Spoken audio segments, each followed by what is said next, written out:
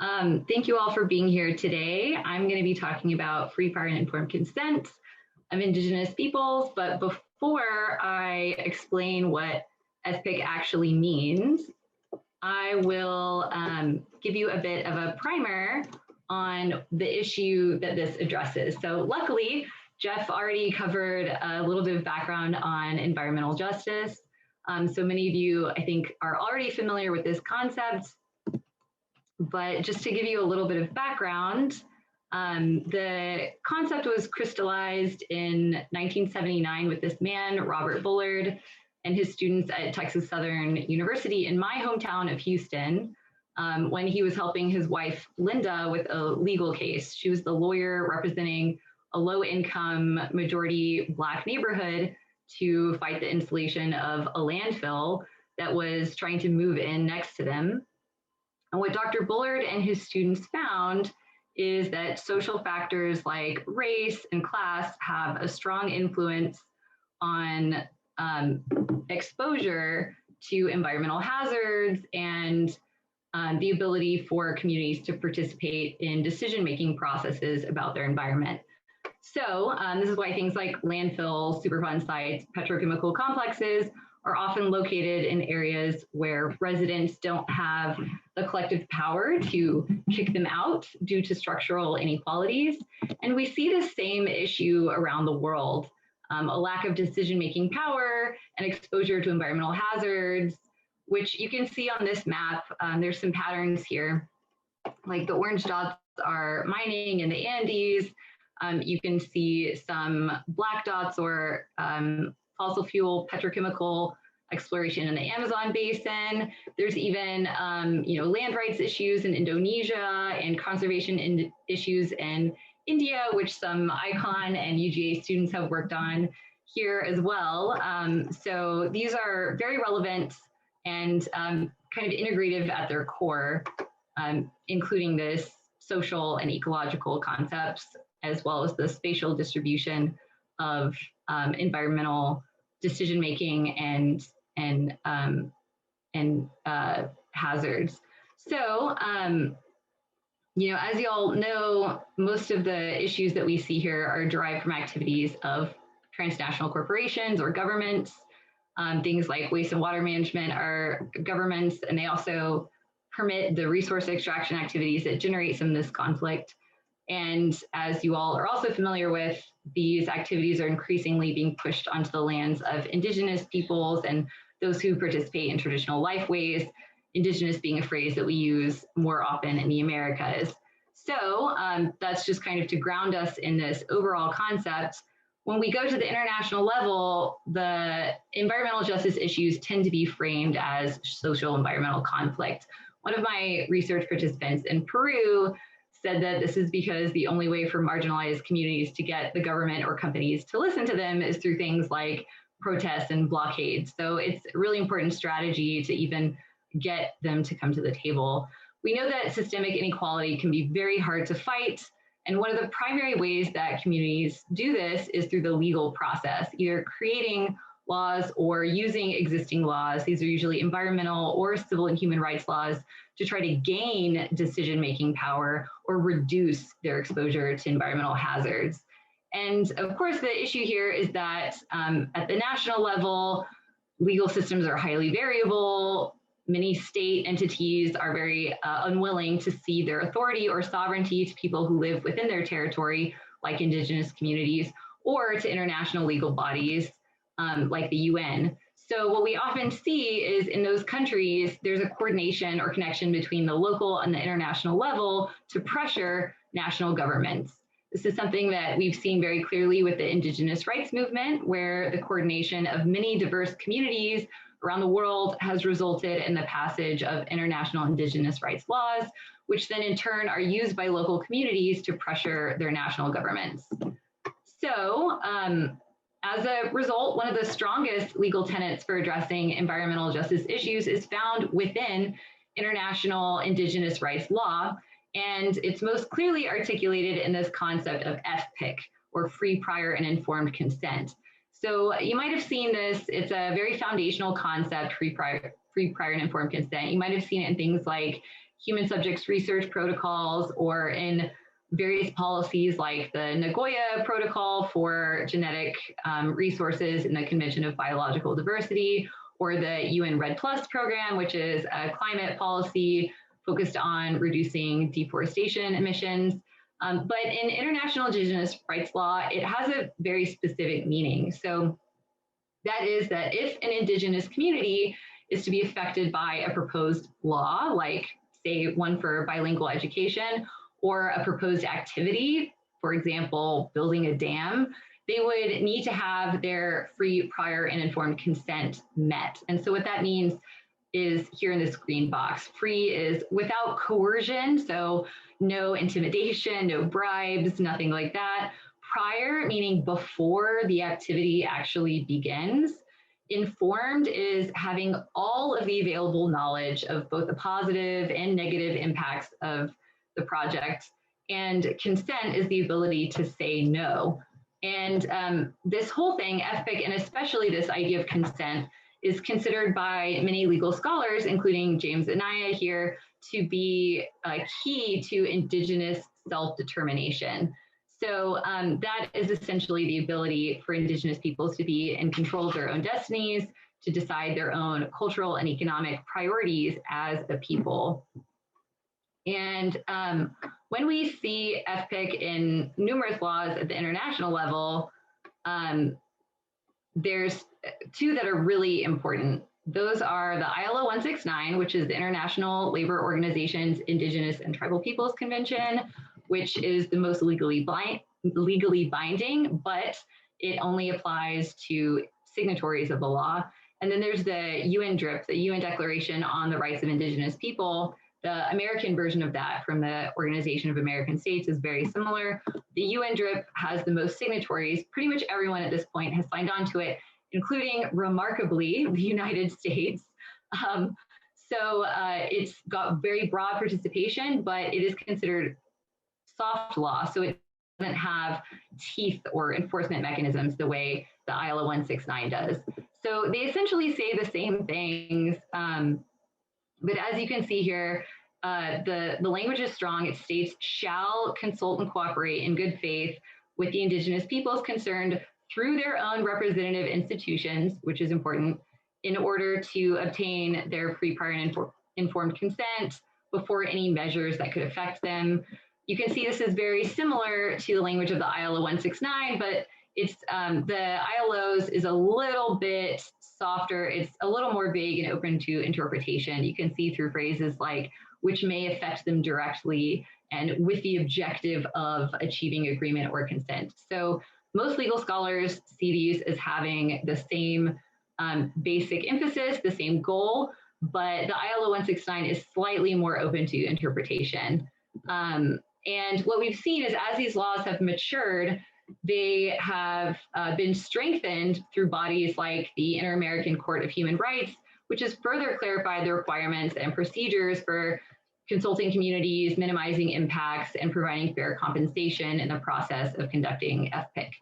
So who has actually signed on to the ILO 169? Focusing on Latin America, we have most countries, I'm excluding Caribbean and Francophone countries, have signed on. El Salvador and Panama have not, and they have decently sizable Indigenous populations. Uruguay really doesn't for the most part. So, there's pretty broad participation at that level. How does FPIC compare at the national level? Well, as we mentioned before, it turns out that there's huge variability, and there has been attempts, it seems, to erode the power of FPIC in essentially each of these words, within the free, the prior, the informed, and the consent. So I'll kind of go through some examples of comparing across these countries to illustrate some of this. First, the most common of which is this idea of turning consent into consultation. And we see this as essentially a procedural hoop that countries and companies can go through, but without actually having real meaningful dialogue with communities. And in many cases, it's used as a way by changing it into a procedure instead of the main goal, as a way to stifle protest and to enable the proposed activity, let's say like mining. So It's to try to reduce the conflict and enable the activity without giving communities the ability to really influence whether and how that activity is going to occur. So I'm just kind of picking out, one example or two from each of these cases. So the example here is Chile, which only requires consent in cases of displacement. It's a very narrow reading of the ILO 169, which is very explicit in cases of displacement, but with which most other countries see consent really should be the goal across the board. Another issue that we see very commonly is this issue of institutions and implementation. Conducting FPIC requires institutions to help coordinate the process, staff who are trained in multiple languages. It takes time and money to advertise and administer the meetings. So for some countries like Argentina, legislation has been passed granting Indigenous peoples management of their natural resources and ancestral territories, but the laws remain unimplemented at the national and subnational levels.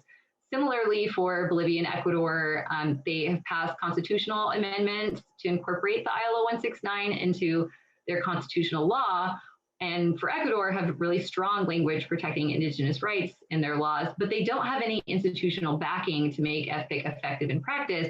In many cases, it's the opposite. They're very ineffective in process and use that kind of consultation over consent approach. So another common issue that we see is countries that have put FPIC into certain laws pertaining to specific sectors, but not for others, or for specific processes, but not for others. So we see this a number of different cases. One example is Mexico has created laws incorporating FPIC into forestry practices and hydrocarbon or oil and gas drilling, but hasn't really applied it to many other very important sectors where this would definitely apply. One other similar example of this, one like alternative to this is a more centralized approach, which we see in countries like Peru, which was the first country to create a generalized national law for consultation so that they occur across the board for any new law or regulation or activity that could impact Indigenous peoples. And that one was created in 2011. So you can see a huge gap between 1989, when the ILO was kind of first came out and went into force in 91, and 2011, when we have the first kind of laws being created around this across the board. We've seen recently some other countries like Costa Rica, Paraguay, and Colombia in a different sense following suit, where they have a more centralized process for conducting consultations. For many countries, those laws that FPIC is embedded into, Indigenous peoples were more or less involved in the drafting, and their involvement in the laws is it's mandated by the ILO 169. This is part of them getting FPIC for anything that can affect them. That includes laws on FPIC. So that's definitely an important thing there. For most countries, Indigenous peoples were not involved in those laws at all. Some of them, they were involved to a degree, like in Peru and Brazil, but tensions kind of occurred, and then that broke down somewhat. And then the one exception to that is Costa Rica, where they were involved in the creation of a consultation mechanism kind of all the way through. So that's one positive example. And because of lack of direct involvement in some of these laws, there have been cases of Indigenous peoples creating their own protocols for free, prior, and informed consent, like in Brazil, or even more so in Guatemala, where they created their entire independent community consultations. There's been, I think, over 100 of them so far. And even though they're not recognized by the government, they've been really important spaces for dialogue and this idea of self-determination within those communities. Another major issue we see with this body of this legal body is defining Indigenous and recognizing different peoples as well as their territories. So this is something we see all over the place. It takes many different forms of how people are recognized and in what process they're recognized, and how people even define what Indigenous means. We have issues with the practice of free, prior, and informed consent itself. such as the selective inclusion of certain people who may be more amenable to this and more easily swayed, and exclusion of others. We also see cases of coercion and intimidation, things like bribes, offering money, jobs, or other benefits directly to certain people to try to get them on board with a project. There's cases of incomplete information being given. This is quite common. And there's also issues around timing. So for example, in Bolivia, these free, prior, and informed consent happens very late in the process once an agreement has already been made. So decisions are not actually incorporated into the project at all. To kind of wrap up, one thing that has been really influential in this is the courts at the national level, both positively and negatively. So for the case of Colombia, the courts, there is relatively little legal actual legislation on FPIC, but the courts have expanded and clarified this right very strongly, making free, prior, and informed consent mandatory in a wide range of contexts, but limiting it to legislation that was passed after 2008 when the first law was kind of created around it. So it can kind of go both ways. In Costa Rica, the courts have halted projects where free, prior, and informed consent wasn't conducted. In Ecuador, the courts have struck down laws where this didn't apply, but the opposite is true in Bolivia and Guatemala. The courts have retrenched the right and essentially made consultations non-binding. So it can go both directions there. So just to briefly conclude, this idea of free, prior, and informed consent really highlights the distinction between the substantive and procedural aspects of the law. It can be used to either create meaningful change and enable self-determination of Indigenous peoples, especially when they're involved in the creation of the law, or it can be used as a demobilization tactic to diffuse the social movement, like an Indigenous rights movement. The laws that grant a suite of rights on the basis of identity can lead to a lot of debate over the meaning and expression of identity, and that can have legal consequences. And what we see here is evidence of what some scholars have called a boomerang pattern of influence or globalization, which is this connection between local and international movements and collaboration to put pressure on the state around issues of rights.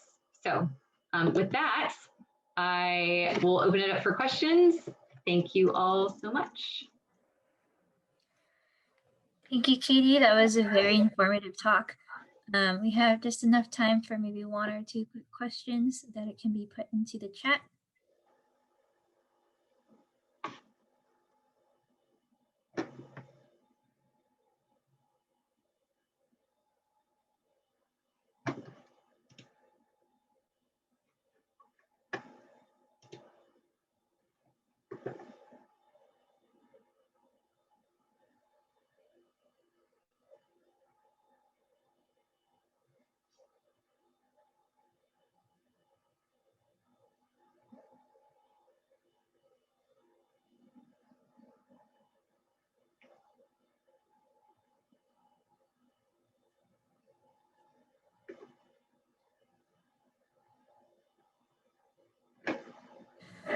So Walker asks if I am curious about if there are any culturally specific ideas of consultation in any of these countries that you see also impeding these international conditions of FPIC.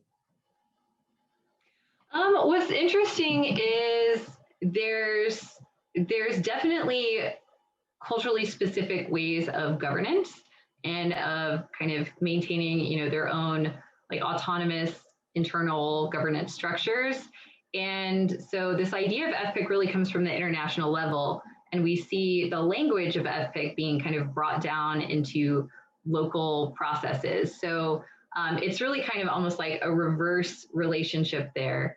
But there's definitely, that's part of why this law was written to be through representative institutions and processes. It's supposed to enable the whatever community, it's supposed to enable them to allow